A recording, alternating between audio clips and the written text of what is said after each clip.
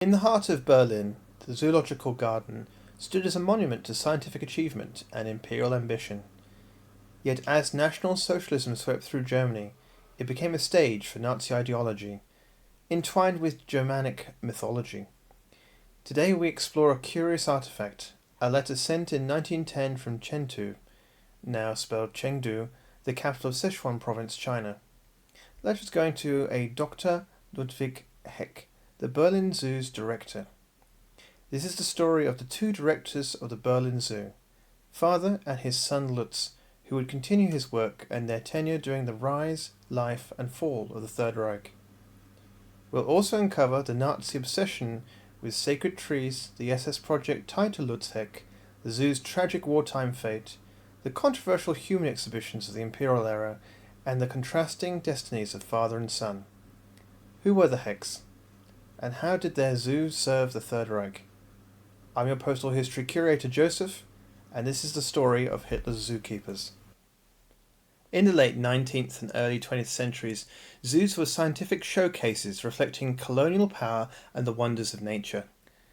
The Berlin Zoo, founded in 1844 by Prussia's King Frederick Wilhelm IV, was a global leader, housing nearly 4,000 animals by 1939. Under Dr. Ludwig Heck, it became a beacon of zoological innovation, blending science with spectacle, though not without controversy. Born in Darmstadt on August 11, 1860, Ludwig Heck studied biology in Strasbourg, Gießen, Berlin, and Leipzig, earning his doctorate in 1885. After directing the Cologne Zoo, he led the Berlin Zoo from 1888 to 1931. His tenure was transformative, with iconic structures like the Elephant Gate and Ostrich House, designed to educate about global cultures. Heck's breeding programs for rare species such as the European bison and okapi set conservation standards. Under his directorship, the Berlin Zoo achieved the rare breeding of elephants and giraffes, as well as the world's first captive breeding of an orangutan, marking breakthroughs in zoological science. However, his legacy is complicated by the zoo's role in colonial exhibitions.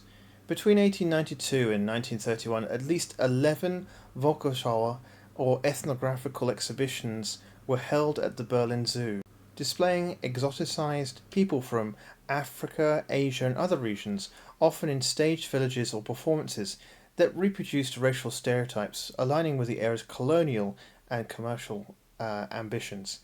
The practice not being unique to Germany in this time period, of course.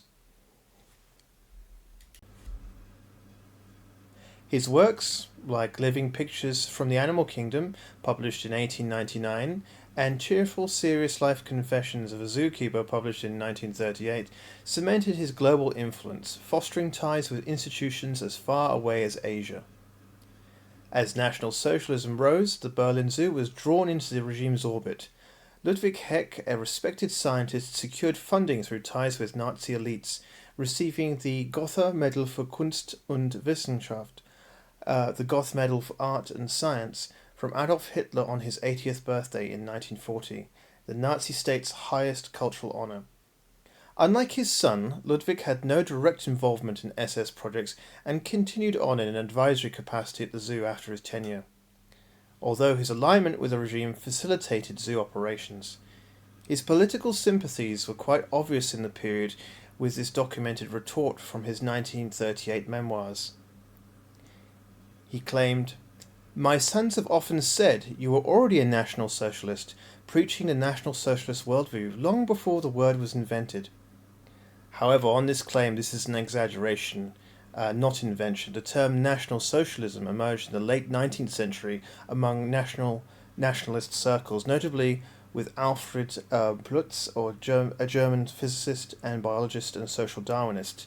Heck's statement reflects his ideological alignment. His son Lutz was a member of the SS since 1933, the year he became director of the Berlin Zoo, and member of the NSDAP in 1937.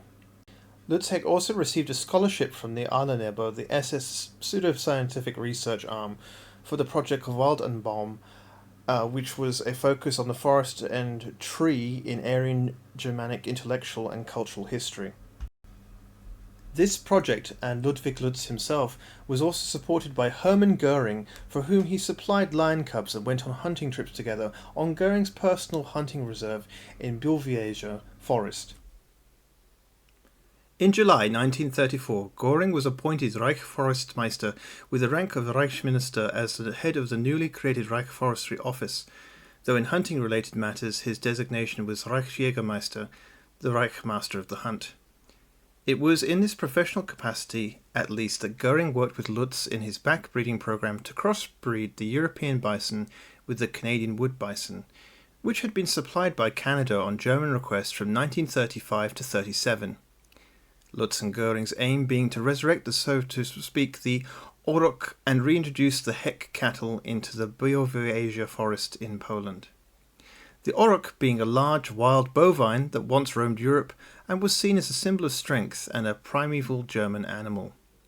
Ludwig had actually been working on this species introduction program since the 1920s, before Wald und Baum, with his brother Heinz Heck. They were working at the same time, but separately. Interestingly enough, Heinz was the director of the Hellerbrand Zoo in Munich from 1927 to 1964. Their motivation was partly zoological, aiming to restore primeval Germanic animals that were then associated with a romanticized, quasi-mythical German past. In Lutz's book, Lutz Heck, Animals, My Adventure, published in 1952, we can see this romantic mysticism that no doubt fed into a romanticized and fantastical vision of Germany held by some of the senior members of the Nazi Party, like Reich Forest Minister Goering. He says, "In my youth, my imagination was caught by the famous description in the Nibelungenlied of Siegfried's hunt in the forest of Vosges. I was interested above all in the two huge wild oxen, which have become almost legendary, but are regarded as the most powerful representatives of primeval German game, the European bison and the Orok."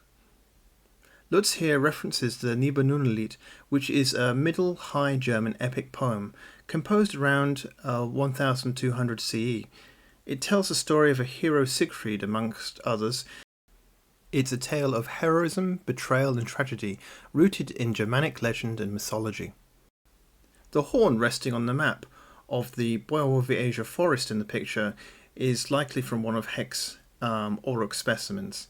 For many, the Wald und Baum project aimed to prove Aryan superiority by tying Germanic identity not only to animals of Germanic nature but to sacred forests and trees, such as the Yggdrasil and the Irminsul. The Yggdrasil is a reference to Norse mythology and is supposedly a cosmic world tree, an immense ash connecting the 9 worlds from Asgard to Hel. Described in the Poetic Edda and Prose Edda, it symbolizes interconnectedness with roots in the underworld and branches in the heavens, guarded by creatures like the dragon Nilhoga, whilst the Irminsul is a Saxon sacred pillar or tree, likely an oak which was a focal point of pre-Christian worship, reportedly destroyed by Charlemagne in 1772 during the Saxon Wars. Both were potent symbols for Nazi ideologies, who saw them as emblems of a pure Germanic past, central to projects like the Wald und Baum. It sought to replace Christianity with a race-based mythology, glorifying Germanic peoples as nature's stewards. The Berlin Zoo faced catastrophic devastation during World War II. On September the 8th, 1941, an RAF raid dropped half a dozen 100-kilogram bombs, setting the Heck cattle stables ablaze and damaging a restaurant. However, the worst was yet to come, as during the Battle of Berlin air raids launched by the Royal Air Force RAF Bomber Command under Air Chief Marshal Sir Arthur Bomber Harris, the most devastating raids occurred on November the 22nd to 23rd, 1943, when 764 RAF bombers, primarily from Bomber Command, targeted the western parts of Berlin, including the Tiergarten area where the zoo is located. In a 15-minute onslaught, high explosives and over 1,000 incendiaries rained down, killing 30% of the zoo animals, including elephants, monkeys, and predators. The next night, November the 23rd, a direct hit demolished the aquarium, scattering crocodile carcasses onto the nearby Budapeststrasse. Rumours of stampeding elephants and prowling tigers swirled, but most escape animals, like jaguars and gorillas, were however killed within the zoo. Of the 4,000 animals housed in 1939, only 91 survived the war. Notable survivors included Siam, the last elephant, traumatized until his death in 1947, and Knautskur, a baby hippo saved by boys braving fires in 1943, who later sired 33 offspring. A shoebill bird sheltered in its zookeeper's home also endured. The zoo, though, was in ruins by the war's end, with only a fraction of its animals remaining. In a lighter or macabre moment, depending on how you see it, Lutz recalled the culinary upside of the 1943 raids, noting, "We had meat coming out of our ears, as crocodile tails tasting like fat chicken and bear ham became staff delicacies." Although during this point in the war, it's worth remembering, for citizens of Berlin, they had been on rationing since the early years of the war, and by late 1943, fresh produce, dairy, and meat was very scarce. Even something such as a potato, a dietary staple, these were often poor quality and replaced with turnips. During his tenure as Berlin Zoo director from 1932 to 1945, Lutz actively took part in utilizing forced labor to address staff shortages caused by Wehrmacht conscription. From 1940, the zoo employed forced laborers, including Polish and French prisoners of war, and likely Soviet prisoners and civilians later on. A 1941 report notes that Heck personally facilitated the deportation of 6 young men from Białowieża to Berlin for forced labor. Around this time in 1941, Heck oversaw the transition of the Warsaw Zoo to German control. He selected valuable animals to be sent to German zoos, including the Berlin Zoo, while organizing a private hunting party to kill the remaining animals. Some sources described this as a deliberate act of destruction, with Heck, German officials, and SS members shooting animals for sport within the zoo grounds. By late summer 1941, Ostenbeiter workers from the occupied Soviet Union were also used, and in 1943 plans were made to house around 12 forced labourers in a barracks. Later in 1944, Italian military internees captured after Italy's surrender were also compelled to work at the zoo. As the Red Army advanced in 1945, he fled to Bavaria, likely to evade Soviet persecution for his wartime activities.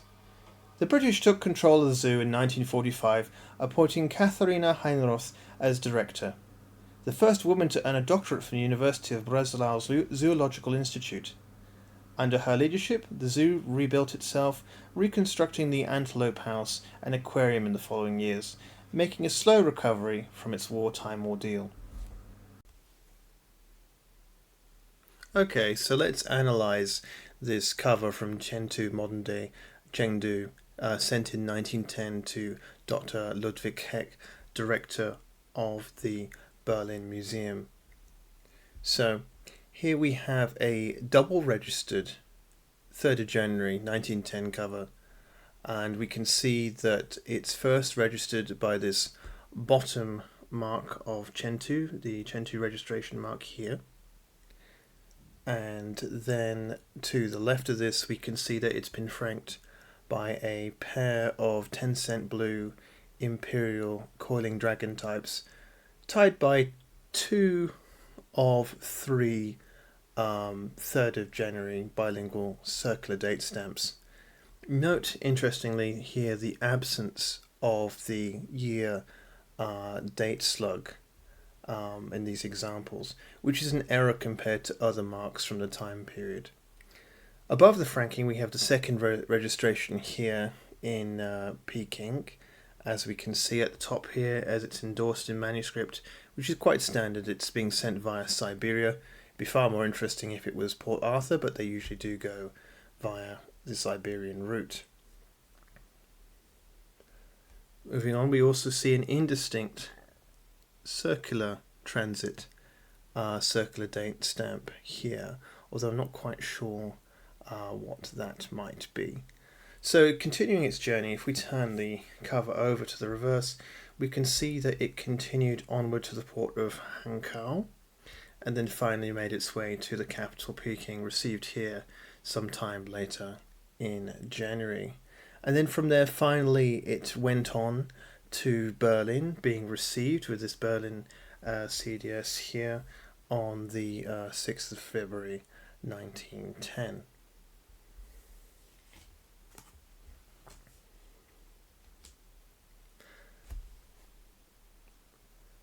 This cover from Chengdu bridges a fading Chinese empire and a German scientific institution together. It could reflect the Qing efforts to engage with Western science or assert cultural prestige through zoological exchange.